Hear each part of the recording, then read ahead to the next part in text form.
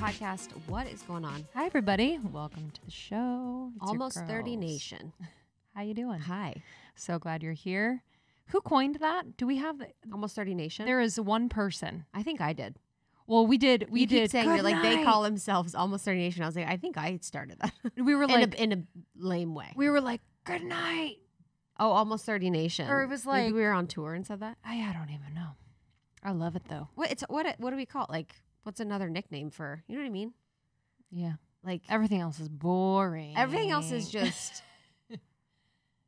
It's hard because it fits. It's like... The Almost 30 the collective. critters or like... The critters or like the baby. You know, it's like... Yes. The Almost 30 collective, yeah. I know. Whatever, dude. Ooh. Whatever, dude. Take a breath. We're so glad to have you guys back. And if you're new to the pod, welcome. So Almost 30, we started about 5 years ago when we were transitioning from our 20s to our 30s, that Saturn return time when we felt super lost. And we found such solace in our conversations. And now we bring it to the airwaves. We interview amazing people. We do solo episodes. And we're really just here to support you in your evolution. Yeah, truly. An episode like today just reminds me how incredibly, like I go to podcasting for this too, where it's like free therapy. Mm-hmm. I have these 100%. You know what I mean? You guys will notice in our questions, we are very we're specific. literally in a therapy session. I'm always like, so what if? What if your mom? Always I think about that. But I think podcasting is so beautiful for that Yes. reason. You can just... I've laughed out loud before at how specific you've gotten with some people. It's hilarious. It makes me laugh. Well, I'm like, hey, Because it's real might as time. well. It's real time AF. Might as well. Might as well. This is for you. Got the best in the biz. We even do that with healings. With Oh, people that we yeah. interview, we'll pay for most of them. But if people ever want to do a healing before, it's like, oh, free healing with someone that doesn't heal anyone anymore. I know. With someone that's now an author and doesn't heal, or free astrology or something like that. Yeah, we always love a healing. Never enough. But really looking forward to our conversation today with Nedra Tawwab. Yeah, she's so powerful. the best. I think I sent her profile screenshot to Julia maybe a year ago and was like, gosh, she's just incredible. Mm-hmm. We need to get her. And it just worked out perfect with her book coming out. And dude, we were laughing. Oh my God. She's funny. She is like out of the blue. I was like, oh my God. Busted out laughing. My head freaking hit the table. I was like, oh. I laugh like a Muppet. My head like rolls back and my mouth opens. I honestly laughed like a Muppet. It was incredible. And one of the things we talked about was ways to, I guess, not gossip. So those relationships or friendships where you find yourself gossiping, you know, how can we recognize those patterns and get out of them? And yeah, it's so interesting because I struggle. Sometimes I'm like, I love a little story. Yeah, of course. I'm sure a lot of people I can don't relate. love talking about people's demise. I don't love talking ill of people. But I do love an interesting factoid every once in a while. But it's also, sometimes I feel like, you know, yeah, I guess technically certain things are gossip, but it's also like a human study where you're like kind of talking about something that someone's going through and you're like, okay, but like, it's like overanalyzing it. Yes. Yeah. To an ignore inappropriate myself. degree. Yes, literally. To escape my own problems. 100%. Yeah, there's really, but there is levels. Not that I'm like, this is literally 0% a justification of gossip, but I do feel like there's levels. And, you know, for a while, I think I've talked about this before, I was so mindful of what I was saying that honestly I would choke because I was like, oh, I'm never going to talk bad about anyone. I'm never going to say anything ill about anyone. And it was actually detrimental for me to not just express how I was feeling. I used it as a way to almost silence myself because I felt ashamed if I would ever think anything bad about anyone or if ever I was like human. You know, part of the spiritual teachings, you know, if it was like Buddhist or Tao, that was sort of what I was really into at the time. And so I was just trying to be very neutral, trying to have like no emotion or expression or really attachment to anything. And it just became really hard because I'm like, oh, I'm not allowing myself to feel or express anything. Yeah. And then you would just blow up. Yeah. And then I'd blow up and be like, oh my God, did you see what she's fucking wearing? Then I'd blow up and I'd gossip all night. But it is interesting how, if I think to moments where I'm like partaking in gossip, it is, and Group gossip is a puke. Group gossip, But also there is this, and I asked Nedra about this, like this feeling of if I do not partake, or if I do not, or if I do stand up for maybe the person or situation that is being gossiped about, that like I feel almost like unsafe because like the group is like, wait, what do you think? Mm-hmm. Oh, you're standing up. You know what I mean? Mm-hmm. It's a weird, for me, it's uncomfortable. I've definitely gotten better at it and just like kind of exiting the situation. But I definitely think it's a unconscious way that people create safety around them. Yes. There was this hilarious video that Joe Castle-Baker did. It was like my favorite. And he was like, it's him. And he's like, when everyone's making fun of the kid with the rolly backpack. Oh, do you remember that one? It is. Okay, here it is. It's like, guys, seriously.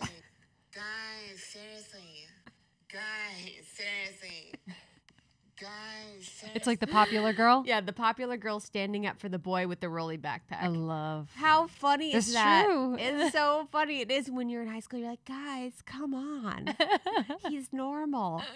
But living a life of less to no gossip is so much freeing. Mm-hmm. I mean, thinking about the days when you would leave rooms and you're like, oh, they're talking about me, or they're going to say something about me. I mean, when I'm in a certain situation of my life, of my experience in my life right now, wow, there is a lot of gossip. Yeah. Where that is going on. And it's such avoidance. Mm-hmm. And it's such like lack of, especially when people break out of the pack. Someone's doing something different. They're doing something out of the norm. That's always like number one. Yeah. And it's always the know better. It's like, they should da-da-da-da. They should da-da-da. It's like, because it's not what you would do. 100%. Well, it's like, pick up your own room. Mm-hmm. Make your own bed. Mm-hmm. Worry about your own life. And that's a huge teaching, you know, of 12 Rules for Life, which is really worry about your own space. Like before you're trying to change the world, worry about your own space. It's so refreshing to be in, you know, friendships. I feel like we have so many great friends here in LA, and our conversations, even if there is discussion about another person, there is usually like an addition, which is like, you know what? I wonder why this is triggering me. Mm-hmm. Oh, it's always. You know, so it's like, yes. I really appreciate that because yes, we can have our moments where we just kind of, as you say, let her rip on it. But it's always like, okay, so how am I, like, of course, what is it about my experience that this is really like either bugging me or it's like I'm projecting, but I'm totally projecting on this person, but or I think there's also too the sleuthing.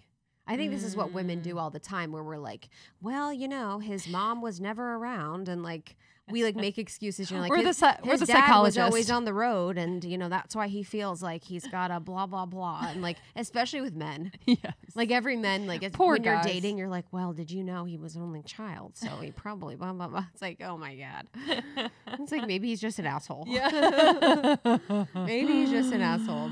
But man, it's a really great conversation. And we talked about her new book, but we also talked about gossip, like which we just discussed. So it was really beautiful how it felt really step by step. It felt really liberating. I want to make a reel for that and put it on our Instagram just because it was so, so good. There was also this conversation or part of the interview where we talked about things that are not helpful to hear. So phrases that we use that are normalized in our culture that actually don't help people and that usually make people feel more alone or more isolated. And so we talked through some of those phrases and how they are actually not helpful. Yeah. We also talk about taking control of the conversation that you want to have, which I thought was really helpful. So she gives us kind of tactical things we can say or, you know, things that are kind of unsaid that we can create boundaries around. And we also talk about regulating our emotions, talk a little bit about parents. I had some, you know, specific questions, usual. And like, then, so what if your mom calls? Yeah. And then also like, you know, speaking to the person on the side of the dynamic who is receiving a boundary, someone sets a boundary and then that other person, like, you know, what is that? What is that reaction? How do we kind of receive that? which was so interesting because we've all been on the receiving side of a boundary. Yeah, because I feel like in so many interviews, people talk about this is how you set boundaries. Everyone's boundary, but we don't talk about how to receive the boundary and how if someone sets a boundary with you, whether it's verbal or nonverbal, how to handle and process that. Yes. Yeah, it was super helpful. So she's just incredible. So fun, so funny. We laughed. We laughed a lot. And she also shares her self-care routine, which I thought was really unique and inspired me. Because for someone who's, really serving so many people and it's important to take care of herself. So that was really interesting. And her new book is Set Boundaries, Find Peace. Last thing we also talked about, just social media. I wanted to add that too. So we talked a lot about social media boundaries, blocking people on social media if you want, just kind of the etiquette and the way to operate on social media. So that was part of it. And I know you guys are really interested in that. So I felt like, that would be really relevant for you. So her book is out now. You guys can follow her on Instagram. We share all of her information in the episode as well. And we're just really grateful she was able to come on. Yeah, truly. Thank you, Nedra. And for everyone in Almost 30 Nation, if you haven't already, check out our new website. It's brand new as of this year, and we have courses and programs to support you in your evolution. And you can also learn just a little bit more about Almost 30 and us. And then if you are a podcaster out there and you want to start or grow or monetize your podcast, we know firsthand just how powerful this medium is, and we're super passionate about it. And so we started Podcast Pro because of that and wanted to create a hub for all of you out there. And we're just really excited to support you with our programs. We have downloadables and templates, and we also have one-on-one coaching. Yes, we got you. Almost 30 Podcast on Instagram. YouTube is Almost 30 Podcast. You guys can watch us, see us in the flesh. Twitter is Almost 30 Podcast. You can see us there. And then courses and programs are also at almost30.com. We will see you on the other side. And thanks for being a part of our community. It means the world. And we love you very much. Love you. Yeah, our audience is so excited that you're coming on the show. So I'm just really grateful that we get to have this convo. You've been on my list for a while. I remember maybe like a year ago, I sent you to our team. I was like, oh, she's one of my favorite people to follow. I find so much value from her, and we'd love to have her on the show. So it's perfect timing, and your book is incredible. It's just so good, and you provide so much value to your community and the people at large. So thank you so much for what you do. And just like to get started, as like a first question, I was thinking about this interview, and I was thinking yesterday we were having a conversation with friends about boundaries. And we were talking about the boundaries that we have in our lives and how those happened or how those were formed. And a lot of times it felt like the lesson had to precede the boundary, where you had to have, for me personally, I had to have something happen that forced me to create a boundary, or it was like the response to something that was going on in my life where a boundary was crossed. I felt uncomfortable, or I felt some sort of experience that had to have me create the boundary. So I'm curious, in your life, boundaries, it seems like it's such a foundational part of the work that you do, and it's just a really beautiful expression of what you do. Was there experiences in your life, maybe when you were younger or high school or college, that led you to the place to realize how important boundaries were? Absolutely. I didn't have the word for what I was doing in my relationships, like setting these limits and expectations. I later found out that those things were boundaries.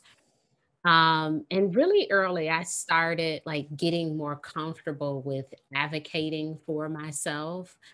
And it was very interesting to see how people responded. When I was in high school, I worked at Wendy's. And while working at Wendy's, I decided I'm going to stop eating pork and beef, which was one of the hardest things to do if you're working at a restaurant, right?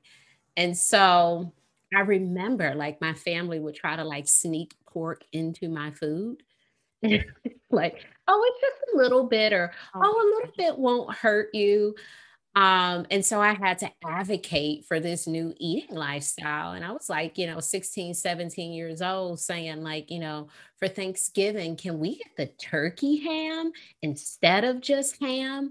Really advocating for this different eating preference. And it was small things like that that gave me the courage to set, like these bigger boundaries that we have to set in relationships. But I did start early and I started, it wasn't small because at the time, it did feel like a lot. Like, do I even want to do this if there's like this difficulty in doing it? But it gave me the foundation of, if you want something, you really have to advocate for it and to speak up for yourself. And even like verbally, oh my gosh, I'm going back into my story, but I even remember like people saying things like, "You're not going to be able to not eat that while you're working out," like just the verbal boundaries I had to set around, like, please don't say that to me. Like, I'm really trying to stop this. So boundaries, they happen in so many ways. It's behavioral, it's verbal, and it's really important, particularly when we're trying to gain a new habit, that we are setting those boundaries verbally with people and saying, hey, please don't remind me about my diet if you see me eating bread. Hey, please don't mention my ex. We just broke up and I don't want to continue to talk about it. It's so important to let people know what you want and need, because often they don't know. And I don't think people are trying to harm you by saying, I don't know if you'll be able to do that, or what about so and so? Like, they're not really trying to harm you. They just don't know that it's harming you. And it's our job to communicate, that doesn't work for me. Please do this instead. Yeah, I really relate to the eating thing. I over the holidays this year, I'm plant-based. I've been plant-based for maybe 10 years now. And over the holidays, my mom made this like quiche. And she's like, "Oh yeah, I made this quiche. And yeah, there's no milk or eggs or anything in it." And I was like, "This is interesting. I don't really know how you make a quiche without any of those things." So I was like, and then I realized she was trying to sneak me to eat eggs and milk. And I worked at like food restaurants, most of my life in high school and college, and it was the same sort of experience. So what's happening when people are trying to push your boundaries, or when you have a choice or you create a boundary where they're kind of pushing up against it, or they're testing you? Well, they're testing you and they're doing it in a very manipulative sort of way. They're trying to get you to break your boundary, so that they can feel more comfortable in what they're doing. Because here's the thing, when I stopped eating pork and beef, when you became vegan, people start to think about themselves and how they interact with you. You don't have to say anything. They will say, well, pork isn't so bad. You're like, I know. I didn't say that. Like, I didn't say it was bad. I'm like, yeah. They're like, "Why aren't Yeah. you eating that?" They're like, "I just can't give up bacon. I love bacon." I'm like, "That's freaking awesome. You should love bacon." Like, Yeah, eat it. no one has more to say. Everyone's like, vegans, plant-based people always have so much to say. I'm like, no one has more to say than the people at the table with them. I swear to goodness. Yeah, yeah. And because of that discomfort that they're feeling, they would rather you be just like them than them accept you as you are. It's like, just eat a little bit. And it's like, but I don't want to. I don't want to. Please support me in my food preferences. I wouldn't even say a diet, but my food preferences. Yeah. I just respect you so much for knowing or having the wherewithal to set those boundaries so early on, because I feel like, at least in my own experience, it's like I've been participating in a rhythm in a relationship, especially with like my family, for so long that now kind of breaking away from it and or doing something different is so painful, because they are like, Mm, "Who are you?" But you've been this person for so long. And so mm. I guess what is there something happening, um I don't know, it feels almost like primal, where it's like, okay, so like you're individuating from the family. What is actually happening, within either the family system or biologically when that happens? I think you're becoming more of yourself. As we get older, we become more of who we are. You ever hear people say things like, oh, when you get older, you just say it like it is. It's like, yeah, I don't have time to play these games anymore. And I think this is the beginning of it. Like, no, I don't want to go to the party. And no, I actually don't want to go over Aunt so and so's house. Like, you start to acknowledge like the things that bother you. And because you've gone along with it for so long, people are shocked. They're like, oh my gosh. And it's like, actually, I've hated it for the past 10 years. And the 11th year, I am saying no more. Um, I remember when I first got married, I pretended to like to sleep under the what do you call the sheet on top of the fitted sheet, whatever that sheet is. I Yeah. pretended to like that, right? And so I have this sheet on top So of me and the cute. comforter. And one day, I mean, it was a few months later, but I just woke up and I was like, I hate sheets. And I took the sheet off the bed because I am very much fitted sheet comforter. I don't need that extra sheet there. Right. But I was faking. Right. I'm like, oh, if he likes it, I'll like it too. And I'm like, I actually hate the way this feels on top of my body and I can't take it anymore. He's like, okay, cool. I'm like, yeah, I don't know why I was doing that. What was I doing? You're like, I'm liberated. I'm a liberated woman. Because it just gets stuck at the end of the bed. You're like, dude, it's just at my feet all night. That's so funny. It's funny in relationships, sort of. I don't know if it's our boundaries are permeable, but we're just trying to. For me, I think I've tried to be so agreeable at the beginning of relationships. I'm like, I'm cool. I'm Mhm. laid back. Whatever. I don't mind. And then over time, you're like, no, this is actually how I feel and what I care about. Mhm. Yeah. Yeah, and I think sometimes we learn that as we go. And perhaps that was my way of trying to be agreeable. Like, maybe this is something I made up about myself. And it's like, no, it was real. You really don't like this. And you can't cuff your feet into the comforter with all of these sheets here. So really being true to yourself and figuring out what works. He could sleep under the sheet and I couldn't. Like, there's so many alternatives that it doesn't have to be one way. um and a lot of times we just think it does because we don't want to talk about this stuff. We just go with the flow. And it's like, oh my gosh, like, actually, I'm tired of hearing my friend talk about her boyfriend. Like, I've been listening to, like, these things, like, we just let them go. And we reach this breaking point. And most of us, when we reach our breaking point, it comes out so aggressive when we set the boundary. It's like a yell, a kick, a scream. We become demeaning, we'll belittle people. Meanwhile, they're like, why the explosion? Like, what's happening here? And so we have to Mhm. be very careful to communicate our needs before we become angry and resentful. We have to do it sort of as soon as we feel it, and not the 100th time, not the 11th year, not the 30 days after you've already done this thing, but right away, like, hey, I know I say I'd go to, Orange Theory with you, but actually going twice, it's a little much too sweating for me. I'm out. Like, I am decommitting. I'm decommitting. Mhm. Mhm.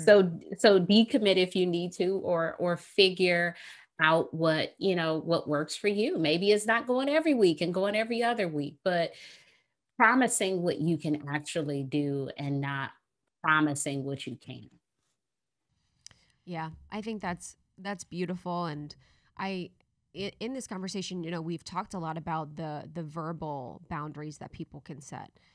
And in my experience, I've also, when I was first creating boundaries, it was with my mom, and I didn't know what I was doing, much like what you said. I didn't really understand or have the Mhm. verbiage for what was happening.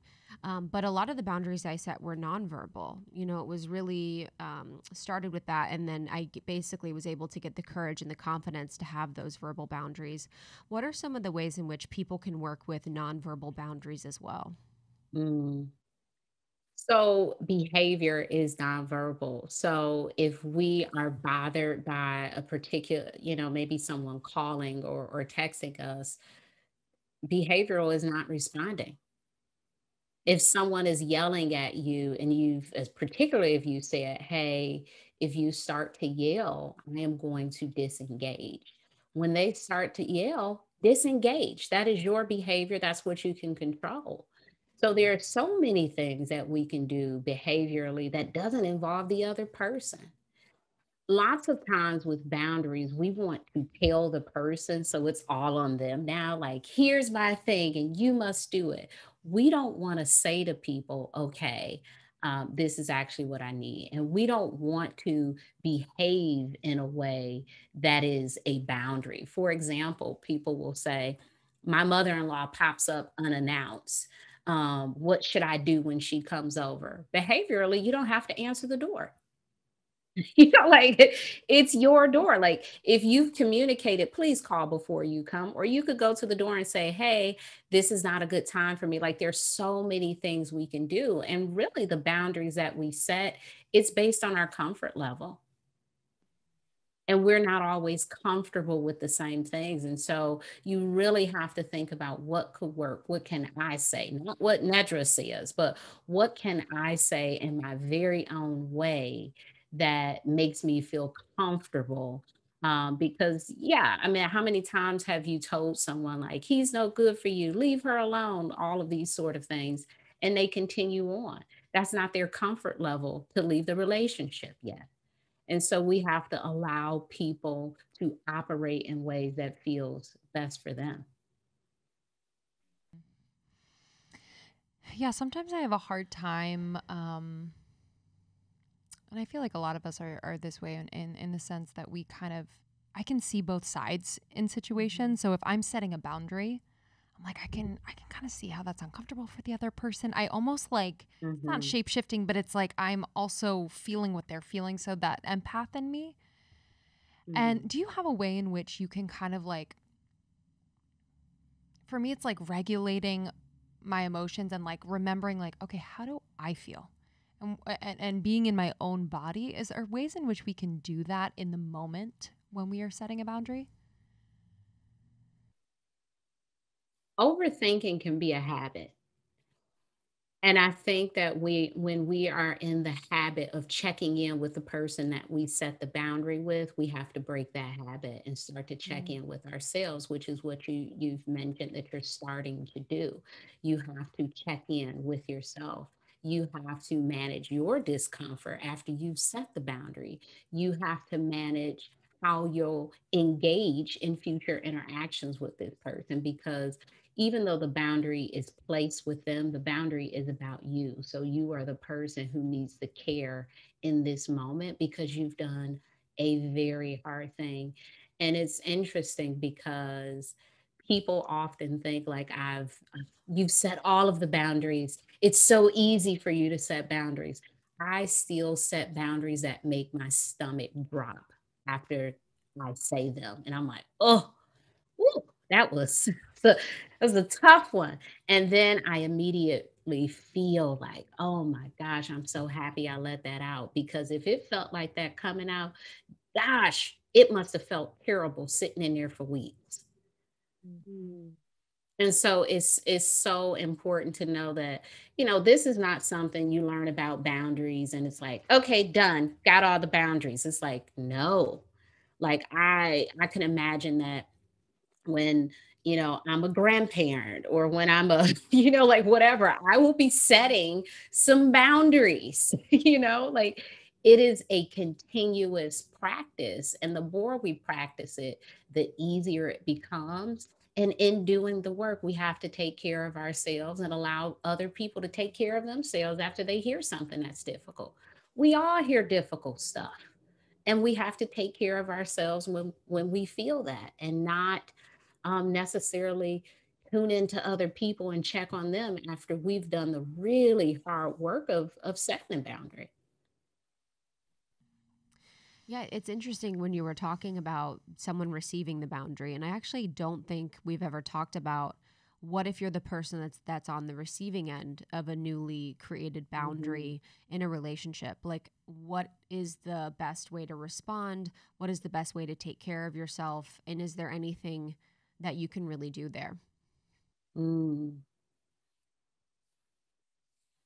Listen, that is the biggest thing, and that's a really hard thing. But we have lots of practice, right? We were somebody's child for 18 years, and we listened to a whole lot of boundaries. and rules and restrictions and don't do this and watch this. What did you just eat? All of that stuff. And we will do it for the rest of our lives. We will do it for the rest of our lives. We're already listening to boundaries. You all did a sound check with me. I had to listen to, is this okay? Do you want me to do this? I am following you. Those are your boundaries for your program, correct? So we're always listening to boundaries. We have to normalize that. When we go outside and we get in our cars and we stop at a light, we're listening to the boundary of stop at the red light. Like we're already doing it. Now, the light is not coming down and talking to you and saying, Nedra, you stop at the red light, like you would perceive a friend telling you something directly. But we know how to obey rules. We already know how to obey boundaries. And so if someone is placing one with you, respect it. If it's reasonable, if it's reasonable, respect it, because what the person is doing is really trying to feel safe. And I would venture to say they're trying to preserve the relationship, because in many cases, the ultimate boundary is not being in a relationship with someone. So if that is the boundary, you have to respect that one too. But if they're saying, this is my preference for blank, they are continuing in a relationship with you and they are sharing a preference. Yeah, that's powerful. The listening piece. Oftentimes, either when I've set a boundary or I'm receiving end of the boundary, I've definitely come to the place where I'm like, damn, that is inspiring. I am here for your boundary. Mm-hmm. But I do remember like a time when it would actually make me feel insecure about the lack of boundaries I had. There was this like direct mirror where I was like, wow, that was really clear and really direct, and I respect that. And also it kind of makes me feel a certain way about how I've been neglecting myself in that way. And so, yeah, it's kind of this, I love what you said about, respecting it, focusing on like respecting someone's choice and clarity on what is good for them, what's supportive for them, because it kind of gets me out of my own head of judging myself and comparing myself. Just quickly, it's interesting because my experience when people have set boundaries with me, I felt like they didn't love me. Mm-hmm. Like my idea of love was more codependent. Yes. Maybe enmeshed. So I was like, oh, when they created the boundary, I was like, oh, I don't feel like they love me enough, or I don't feel like they... Yeah, I felt abandoned almost by boundaries. So that was something I had to reframe in my head, was no longer feeling like the boundary was a result of anything that I've done poorly, or that it was a boundary meant that I was not loved. And so it's interesting how boundaries, when they're set, people experience different things. And have you seen some common patterns or themes just in how it relates to someone's experience in childhood and how they react to boundaries or set boundaries? Absolutely. I think that we learn perfection, we learn people pleasing, we learn codependency, enmeshment, and many things that are anti-boundary in childhood. And we continue with that. There are parents who will only reward you when you please them, when you do something well. They don't compliment you otherwise. And we learn to only do things to perform. We learn to make sure other people are comfortable before we are comfortable. And when that, happens to us in childhood, as adults, we continue to do that. We continue to engage in behaviors that haven't served us, and they won't serve us. And we get into this space of, now we're burnt out, we're anxious, we're depressed, we're resentful. Because people aren't listening to us. And sometimes people aren't listening because we aren't saying anything. We're not saying anything to them. What we're doing is we're agreeing to stuff. We are pretending to not really have a preference. The funniest thing is when you ask someone, what do you want to eat? And they're like, I don't know. and you throw out things, I don't want that. So can you tell me what you don't want to eat? Let's get to a preference. You have a preference. Is not Chinese food, is not Indian food, is not, so what is your preference? Do you want tacos? Can we say tacos? What's going on? It's okay for you to want that. I typically want about the same 5 things most of the time. I'm like, do they have Chipotle? Is it Moe's? Is tacos around? Italian. It's like, so that is like, yeah, I could eat them every day. We had it yesterday, I'll take it again today. So it's really important that before we say no one listens to me, that we're speaking something that people need to listen to, and we're really advocating for that. And I think in childhood, naturally, we are intuitive. We know what we feel. Oh gosh, when I close my eyes and I think about babies, oh, babies are so magical because babies know when they're hungry, when they need to be held, when they're too warm, too cold. And sometimes the adults don't know. We're like, why is this baby crying? Oh, there it is. They want to suck their fingers. It's just like we know even when we can't communicate it. And as we grow up, we continue to know. And unfortunately, there are so many forces that talk us out of our knowing, whether it's teachers, parents, family members, siblings. We know, you ever see a child say, I'm full, and then the adult says, no, you can eat some more. Well, the child is full. Their belly has told them, I'm done. I'm done. I can't take anymore. But here we are saying, no, eat a bit more. We're teaching them to bypass what their body feels.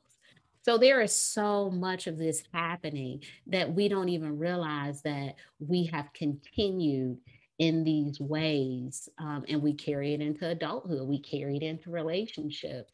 And it impacts us. It impacts our ability to set boundaries with people because we have been so used to bypassing what we feel. When people say, I don't know what I need. Yeah, you do. I don't know if you are afraid to say it, if you're uncomfortable saying it, if you're trying not to need it. But I know you as a human being, there's something in there that you know what the boundary is. It may be really hard to say. Maybe you don't believe you can have it, but it's in there because that's all we had when we were born. Just this intuition of I think I'm hungry. Like we don't even have words for it, but it's like there is something going on in my body. Let me cry and see if somebody could figure it out for me. Yeah, that's so huge. We have it. I completely agree. I think learning to not abandon ourselves has been something, that we've been really focused on, and all the ways that we give our power away. And I'm so thankful that we're at a period in time when I can recognize those times in my life when I was a kid. And, it is like the thing where it's like, oh, keep eating, you're not full. If the kid says it's full, it's like, we now know that people and children and babies are telling us things. And that reminded me of, a post that you did a while ago that was things that were not, perhaps they were not helpful to hear. And it's phrases that a lot of times it sounded like things that parents would say to people that aren't actually helpful for people in situations. And I just found that to be so fascinating because there's so much of the unpacking of how we've been treated or how I was treated as a kid, where it was like, oh, that actually was traumatizing to hear those things over and over again.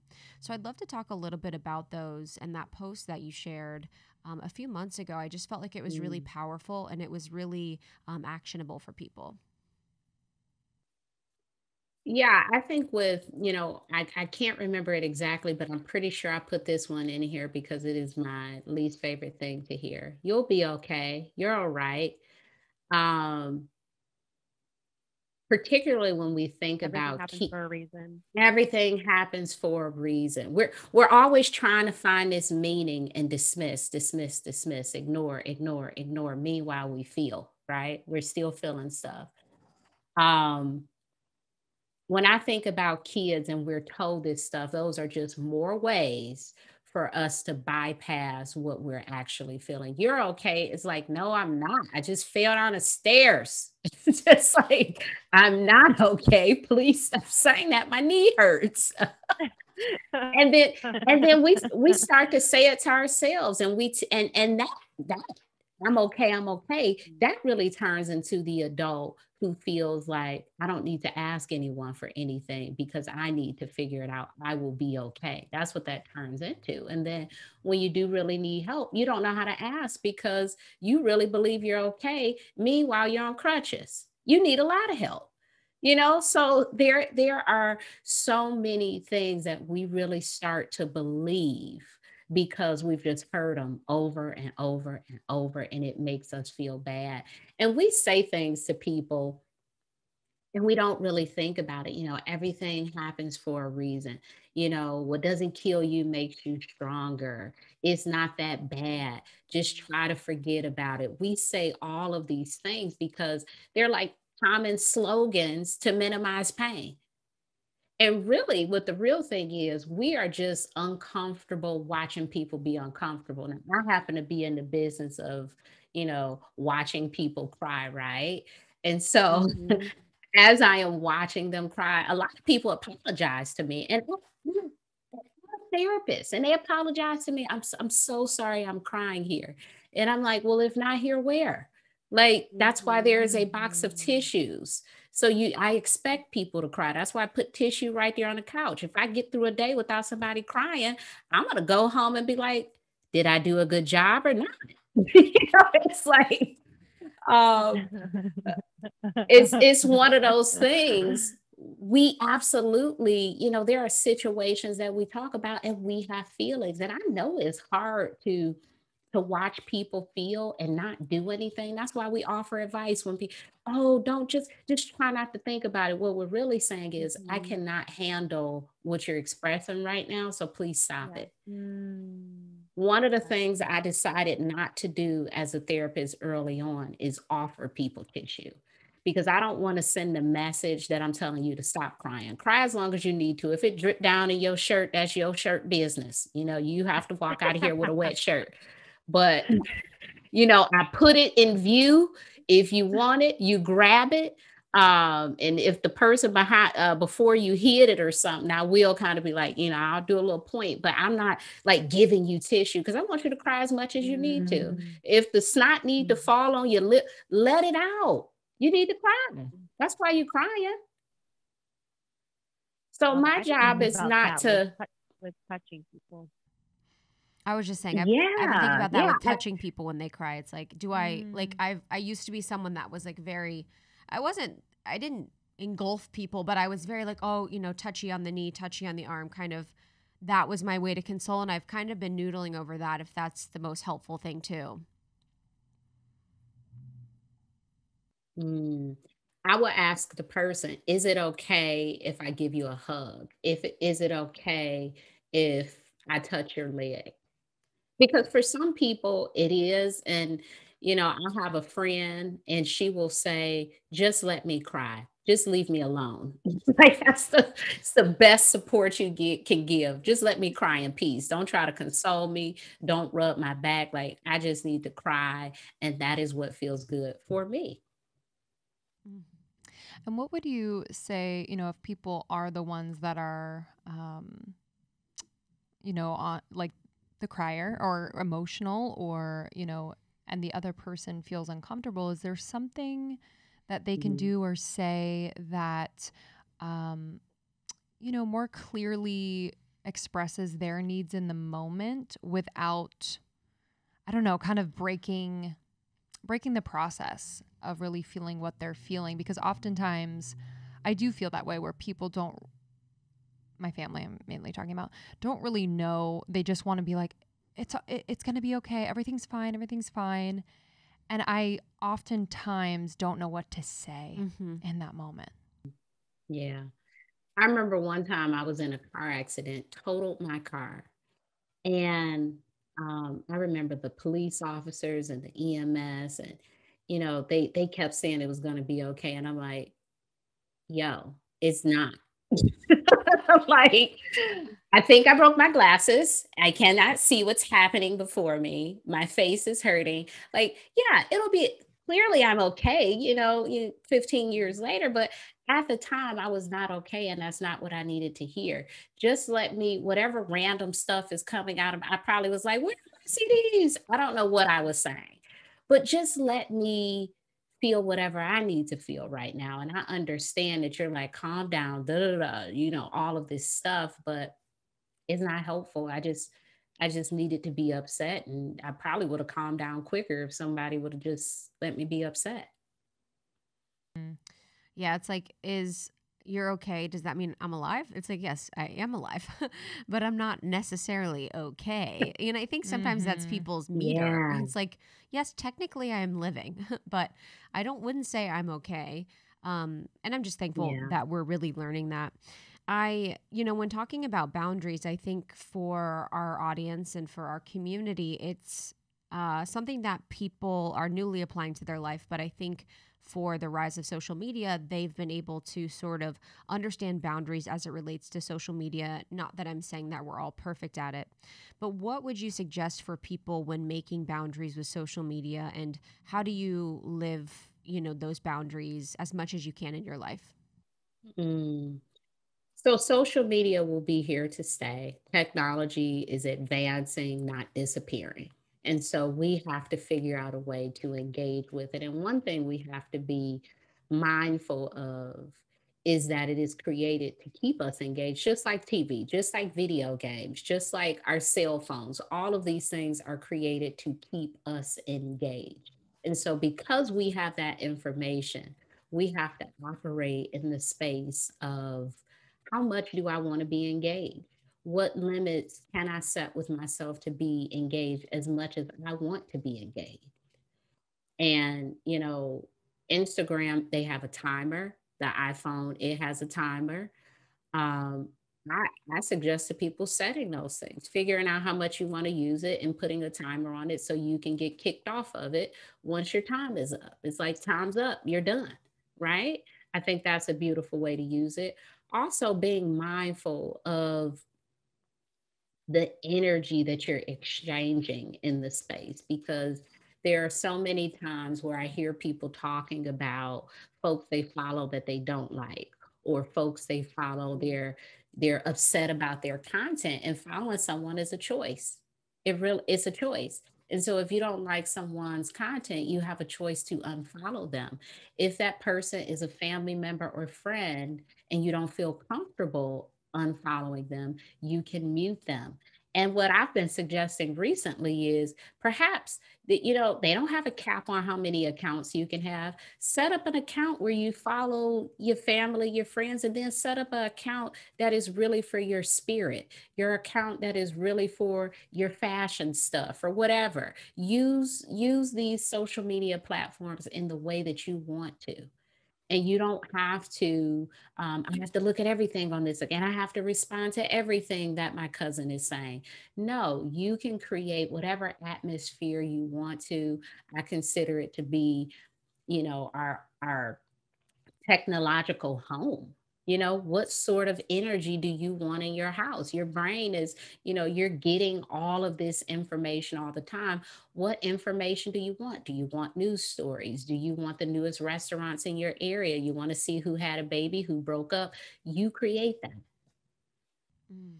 Yeah, we forget that we have the power to do that a lot. I feel like there is this feeling of like technology is running everything, or it's kind of like that thing has the power. And yeah, I love that suggestion. And it doesn't take a long time to do. It's quite quick. People spend so much time on social media, and so taking a few minutes to just kind of set your preferences and like set up those technological boundaries and preferences is so important. I'm curious what you think about the way in which we are perceiving others online and being perceived as people online. I've had this we've both had this experience of people who know us offline have a perception of who we are online, even though we're being ourselves, but like it's weird because it's online.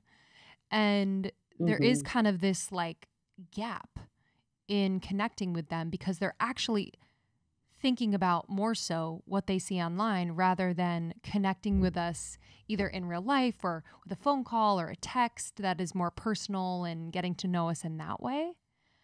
So yeah, I'm not sure what my question is. I'm curious what you think about that, like, perception of being online and how it's affecting people. Well, we cannot control perception because sometimes perception is a fantasy of what we want to believe, particularly about influencers and celebrities and those sorts of things. We have a fantasy where we look at this celebrity and say, well, they never cook their own food. I mean, who could imagine, Beyonce like cooking and, like changing a diaper, because what we see is something completely different. So people will say, well, she's not posting that, but we have to understand that she's a full human being. And so I think these experiences occur outside of what people are showing. And again, we have to think about it in that way, because it is set up for you to just see, these sometimes just the good parts of people's lives or people having fun. But I tell you what, I think everybody goes to the bathroom multiple times a day. Everybody wakes up, they brush their teeth. These are all things people aren't posting, right? And so it's like they're doing many of the things that you're doing. It's just not postable content. Nobody wants to know if I use Crest or Colgate, right? Like, that's not like, ooh, what does she have? It's like, You'd be surprised. You'd be surprised. True. With a smile like that, I would want to know. Listen, I'm not loyal to any toothpaste. I kind of rotate. There you go. But it's like, what's on sale? I'll take it. I don't even know. Yes, so I think it's one of these things that we create the ideas that we want to see about people. And sometimes that is a fantasy. And we have to humanize people more and understand that people are not bots. Lots of folks are actually running their own accounts. And if they aren't, they are checking this information. And it really disturbs me. I don't even follow, I don't think I follow any celebrities. And the main part is, I get so disturbed by their comments, what people say to them. I can't follow them, because that would be a whole nother job for me, like policing the comments and defending so I'm like, I can't follow them. There are a lot of them I like, and every once in a while I'll go look at their picture, but it is hard to follow because the things that people say is just, it's so cruel. Like, I don't want to know that part of people. It's like, I have to tap out. People treat others as if they are not human, because we have built this thing that they're tough, they have a great life, so now I can say anything to them. And it's like, yo, you cannot say anything to another human being, period. I think there's it's dismantling is an interesting word to use, but it's like that, of the belief that if you are rich and if you have money and you are a celebrity, you deserve it. It's like, well, it's par for the course. All celebrities, they know that they're getting into getting death threats and getting people saying horrifying things to them and all these things. It's like, we have this expectation in our society that that's what happens when you become a celebrity and when you become rich and famous, that it's almost like it's something you deserve because you have all of those things. It's very weird, but I know I don't follow any celebrities because I think their content often is very weird. I don't really find it to be very helpful. I'm like, oh, this is very interesting. And the comments are just, they're idling. They're freaky. You're like, what? Or like, it's like idol worship. It's very weird. Yeah. Yeah, or me. Yeah. I think there are some good ones to follow. And like I said, I'll check in, but it's the comments for me. Like, I just cannot, even in my comments, I will block people, I restrict them, I do all sorts of things and then people say, well, I can't, I was just playing devil advocate. Not here, you won't. Not in my house. We're not advocating for Satan here. So, you don't You don't need to, don't come on here and don't start fighting in the comment. I will block all 5 of y'all. Stop fighting in these comments. Y'all all out of here. I literally don't just even know who recorded started it. an episode yesterday, and I was like, why do we say devil's advocate? I'm not Satan's advocate. I'm not advocating for the devil. That phrase has got to go. We need something else. And I was saying that too. You know, I blocked someone a week or so ago, and I was like, you know, my page, my rules. And honestly, it's for you. Like, this is actually for you because I don't know who you are, and I didn't know who you are until this comment. And you obviously think about me, and you think whatever about me, and this is obviously bothering you. So this is actually for you. Like, this is for your benefit. Now I will no longer trigger you. Enjoy.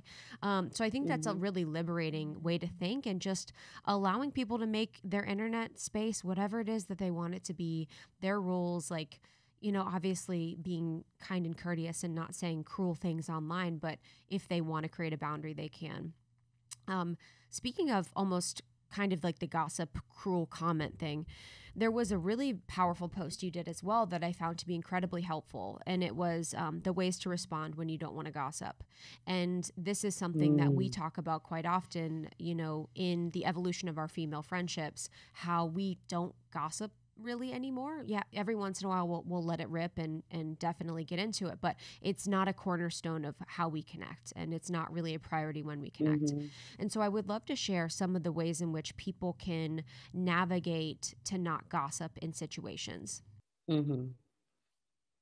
So gossiping it's almost become normalized, because you go to the grocery store, there's 7 magazines with all of this stuff, and you're like, oh my gosh, this giraffe is having a baby by a human.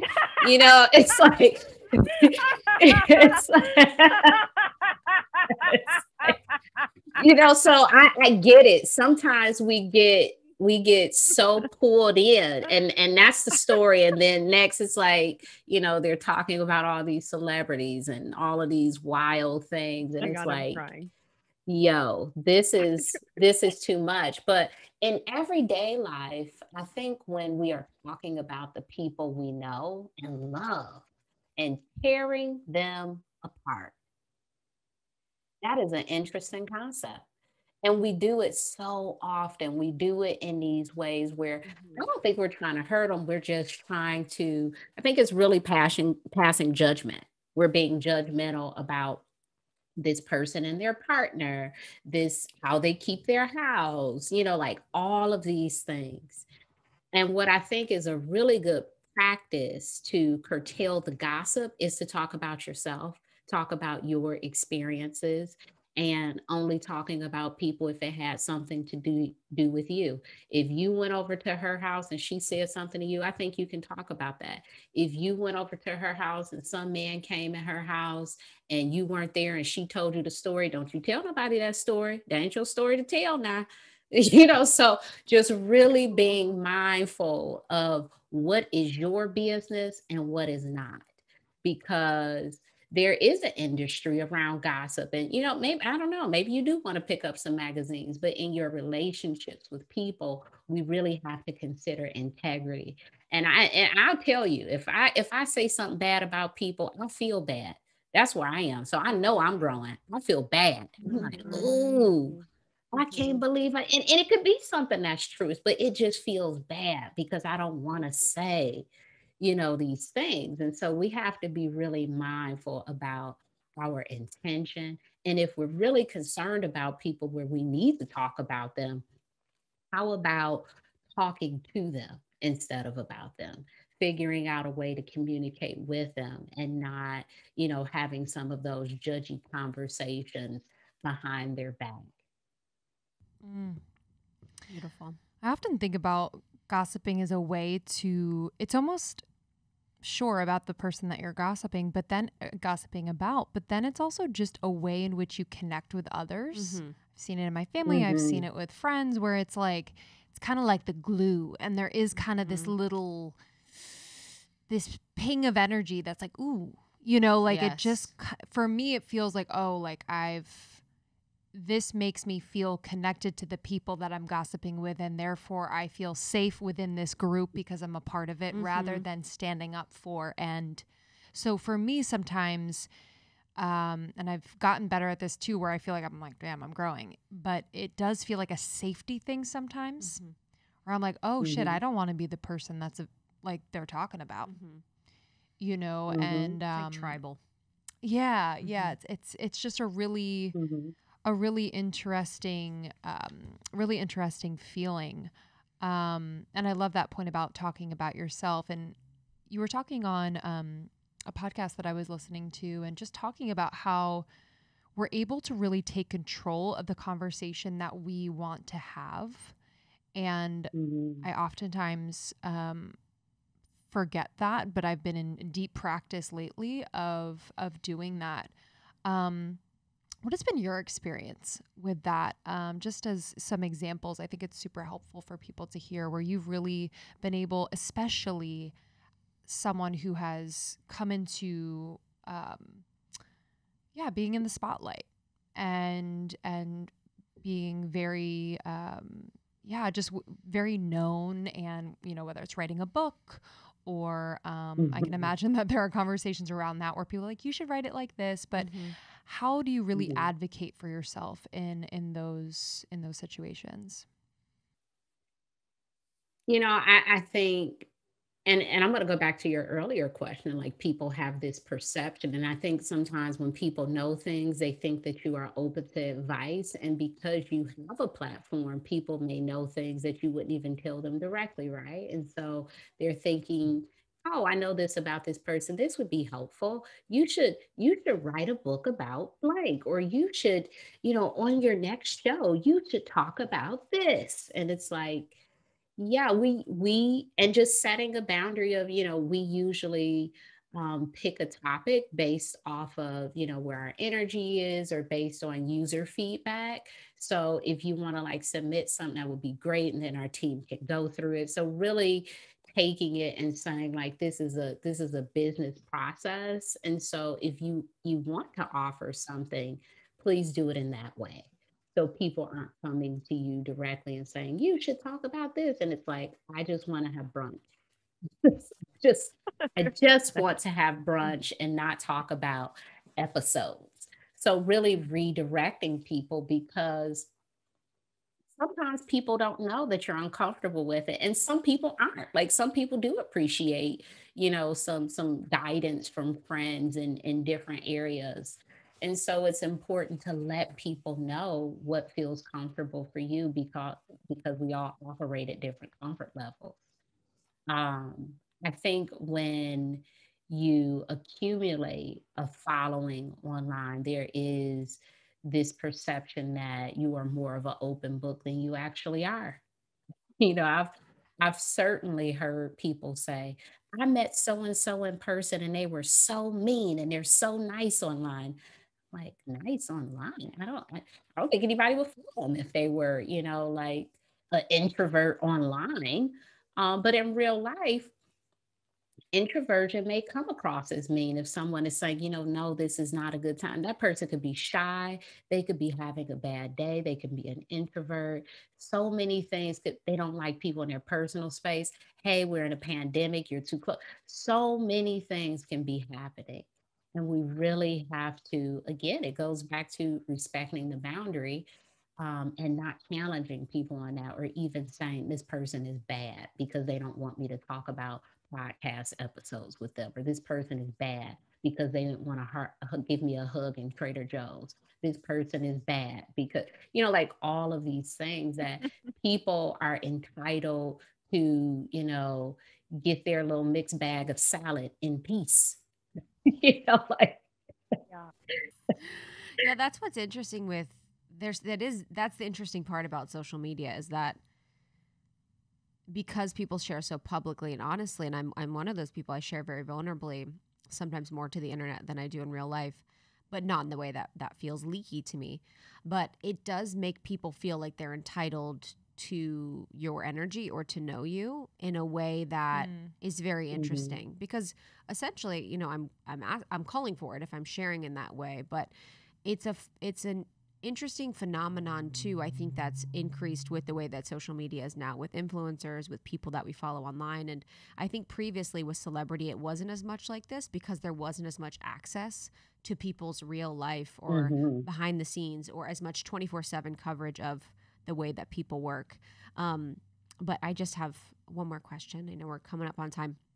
I would love to just know, like, what your self-care routine is like. Like, how do you take care of yourself? What are your favorite things that you do to really show yourself love?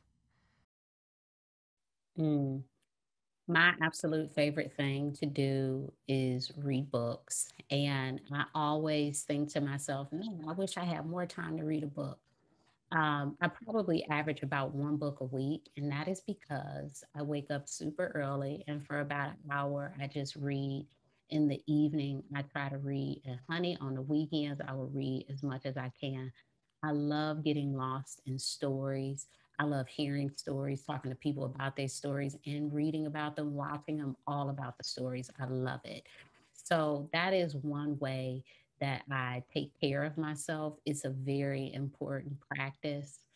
Um, I would say another thing is taking space when I need to, because sometimes, depending on what I have going on in my life, that I have to figure out ways to be there for people without sacrificing my mental health. And it sometimes it's, not talking to people for 2 hours about their problem. And saying, hey, I have 30 minutes at this time, or hey, can we talk about it next week? So being really in tune to what I can manage, because some conversations, they take your breath away and your energy. You just be like, what did I just do? And so you have to be mindful of those interactions. And so I try to be very mindful of the people who my eyes just cross when they come across my phone, like, oh gosh. Um, and I respond accordingly because I respond accordingly, because sometimes that's taking 5 minutes to talk, and sometimes that is saying, I think this conversation, they always talk about this one thing, and really me figuring out some ways to redirect the conversation. Because do I have to ask the person who always have a problem how they're doing? No, I don't want to know how they're doing. I already know how they're doing. They're always doing how they're doing. So I need to maybe say, did you see that there is a whole flock of red robins coming across I don't know. I need to make something up, but I need to talk about something different is The the point. giraffe. We can go with the giraffe one. Did you see that the giraffe was pregnant by a human? I have to come up with something else. I'm candle making this weekend. And so really, yeah, just, anything. And so just being really mindful about the conversations that we're having with people and redirecting them when necessary, getting off the phone, or I'll call you back, or let me, transition to this other topic. That's such a beautiful self-care practice. I could go on and on, but I would say reading, waking up early, and being really mindful in conversations are my top three. Yeah, that inspires me. I love reading, and I don't make enough time for it. Truly. This has been such a joy. Really appreciate you being here, and I'm so excited for our listeners to read Set Boundaries, Find Peace. I would love for you to share with everyone the best way to connect with you and your work. Absolutely. So I am most present on Instagram at Nedra Tawwab. I post there daily in my stories. I do quizzes and polls, all centered around mental health, wellness, and relationships. Amazing. Beautiful. This has been so much fun. I'm really thankful, and I know our audience is really going to love it. So you guys have to get the book. It's incredible. And hopefully we can connect again soon. We really appreciate, you coming on today.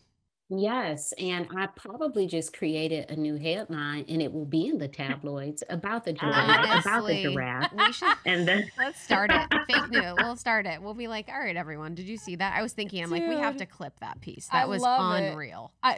It made me think about last thing. It made me think about when I was a kid standing in line at the grocery store with my mom, and I would see those headlines, and like the dreamer in me was like, wow, that's incredible. Like, you know what I mean? Like I don't know if I believed it, but I was like, if that's true, that's amazing. You know? yeah, yeah. So funny. Oh my So funny. God. Well, thank you for your time. Yeah. Sending you a lot of love. Hopefully you have You're a beautiful welcome. weekend coming up, and we'll see you soon. See you soon.